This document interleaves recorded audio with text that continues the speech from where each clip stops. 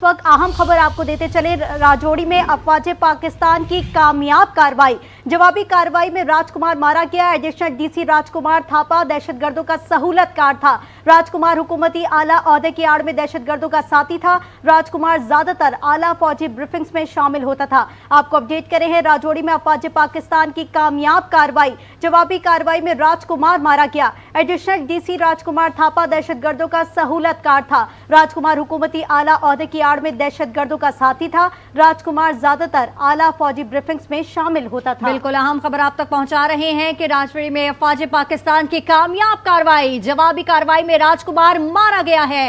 Additional DC राजकुमार थापा दहशतगर्दों का सहूलतकार था और राजकुमार हुकूमती आला ओहदे की आड़ में दहशतगर्दों का साथी था, जबकि राजकुमार ज्यादातर आला फौजी ब्रीफिंग में शामिल होता था। सलीम शेख, एक और अहम खबर जो आई है और कामयाब ऑपरेशन के अंदर ये भी शामिल हो गया है कि राजौरी में अफवाज पाकिस्तान की कामयाब कार्रवाई की गई है और जवाबी कार्रवाई में जो राजकुमार है वो मारा गया है। क्या कमेंट देंगे आप इस पर? जी देखिए, मैंने जिस तरह पहले भी कहा है कि आहिस्ता आहिस्ता जो है वो पाकिस्तान को कामयाबियां मिलना शुरू हो जाएंगी और पाकिस्तान जो है वो अपने टारगेट अचीव कर रहा है। तो हर जो निशाना है वो चेक करके दे रहा है। और अब जो खबर दी है हमने अपने नाजरीन को कि भारतीय हुकूमत की पुष्टपनाही में एडिशनल डीसी राजकुमार थापा दहशतगर्दों का सहूलतकार था, वो मारा गया। और इसका मतलब यह है कि पाकिस्तान ने अपने टारगेट जो है वो पहले से अपने जहन में रखे हुए थे, लेकिन सिर्फ बात इतनी थी कि वो उस पर जो है अमल दरामद नहीं कर रहा था। और उसकी कोशिश ये थी पाकिस्तान की कि हम इस वार में जिस पे मजबूरी में उसको धकेला गया है इस पर किसी तरह ना जाए। लेकिन पाकिस्तान को जो है वो इस वार में जब धकेल दिया गया है तो पाकिस्तान ने अब तक जो सबसे अहम कदम किया है वो ये किया है कि कोई भी ऐसा निशाना नहीं दिया जिससे जो है वो ये तासुर जाए या कि हमने वहाँ के निहत्ते अवाम को, उनके मंदिरों को या उनके शहरियों पर जो है वो कोई गोलाबारी की है या कोई हमने जो है उनको मिसाइल दागे हैं।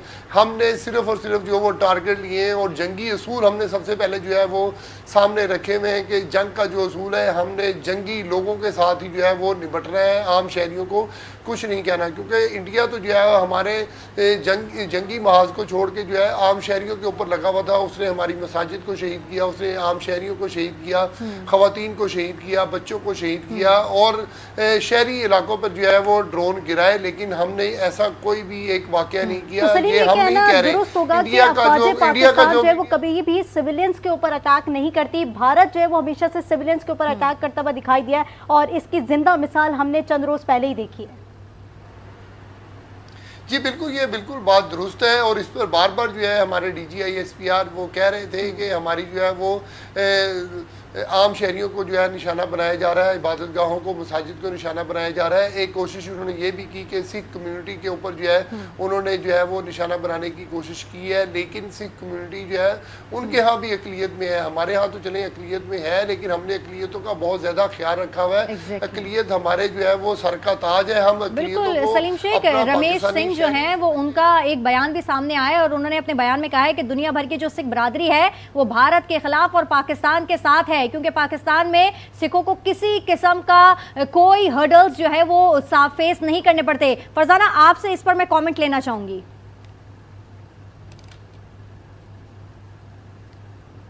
फरजाना से हमारा जो राब्ता है वो मुनक़ता हो गया है। सलीम, आपसे मैं इसके ऊपर दोबारा कमेंट लेना चाहूंगी। जिस तरह राजकुमार मारा गया, फिर दूसरी जानिब हम सिख बरादरी की बात कर रहे थे तो सिख बरादरी की जानिब से रमेश सिंह का जो है वो बयान सामने आया कि वो दुनिया भर में जो सिख बरादरी है वो भारत के खिलाफ है और पाकिस्तान के साथ है। ये एक बहुत पॉजिटिव जो है वो मैसेज दिया गया है पाकिस्तानी कौम और पाकिस्तानी फौज को। क्या कहेंगे आप इस पर?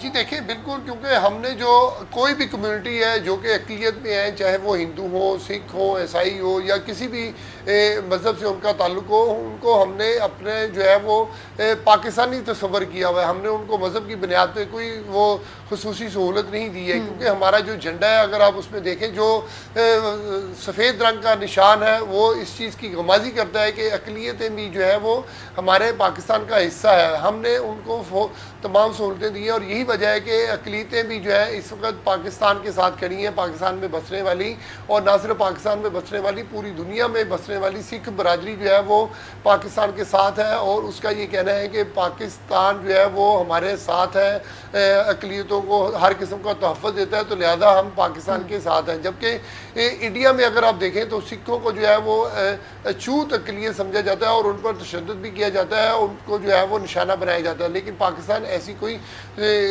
صورتحال سامنے آج تک نہیں آئی. آپ ماضی میں دیکھ لیں, بلکہ یہاں پر ہم نے تو مندر ان کے جو ہے وہ سنبھال کے رکھے ہوئے. مندروں پر اگر کوئی حملہ ہوتا ہے یا مندروں پر جو لوگ جاتے ہیں تعمیر کیے جاتے ہیں, مندروں کی رینوویشن ہوتی ہے. لاہور شہر میں ہی درجنوں مندر ہیں, ان کی رینوویشن جو ہے وہ پاکستان حکومت کرتی ہے. ان پر جو ہے لوگ جاتے ہیں, وہاں پر جا کر اپنی عبادت کرتے ہیں, تو ان کو کبھی کوئی ٹارگٹ بھی نہیں کیا گیا. لیکن انڈیا ایک ایسا ہے اور مودی کے جو ہندوتوا نظریات ہے اسی کے بیسس کے اوپر ہمیشہ سے مودی نے اس طرح کی کلچر کو اپنایا ہے اور اسی طریقے کے کلچر کو لے کر آگے بھی وہ چل رہا ہے. فرزانہ ہمارے ساتھ موجود ہے. فرزانہ, یہی تمام تر گفتگو ہم کر رہے ہیں. ظاہر ہے سکھ برادری اس کا بہت بڑا کردار ہے اور پاکستان نے ہمیشہ سے سکھوں کو بڑا سپورٹ کیا ہے. اب ہم گردوارے کی بات کریں اور اس طریقے کی تمام تر چیزیں جو کہ سکھوں کے ساتھ ہماری چلتی بھی آ رہی ہیں, ایسے میں کولیبریشن سکھوں کی بھی پاکستان کے ساتھ بڑی پازیٹیو ہے. اس پر کیا کہیں گے, کیونکہ پشاور میں بھی ہم یہ دیکھتے ہیں کہ سکھوں کی بڑی تعداد وہاں پر موجود ہے اور ان کی ایک باڈی لینگویج پاکستان کے ساتھ بڑی پازیٹیو رہتی ہے.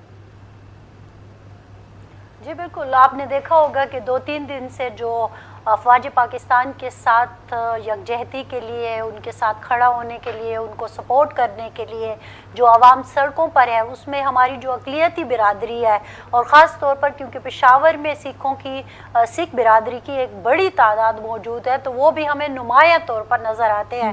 بلکہ ان کے کچھ خاص محلے بھی ہیں یہاں پشاور میں جہاں وہ برسوں سے رہتے ہیں, ان کے پاس بھی مطلب وہاں پہ اگر ہم گئے ہیں, ان سے بات کی ہے, تو وہ بھی یہی کہتے نظر آئے ہیں. ظاہر ہے وہ پاکستان کے شہری ہیں, اسی لیے آپ نے دیکھا ہوگا کہ ہمارے ساتھی اویس توحید صاحب نے جب بات کی کہ ہم جب بات کرتے ہیں کہ ہندوؤں کو منہ توڑ جواب دیں گے یا اس طرح سے جب ہم الفاظ استعمال کرتے ہیں تو ہم اس میں بھی بہت احتیاط کرتے ہیں, کیونکہ یہ ساری کمیونٹیز ادھر ہمارے ساتھ پاکستان میں رہتی ہے اور وہ پاکستان کے شہری ہیں اور ان کی ہم عزت کرتے ہیں. تو بحیثیت کمیونٹی ہم کبھی بھی کسی کو اس طرح سے بات نہیں کرتے.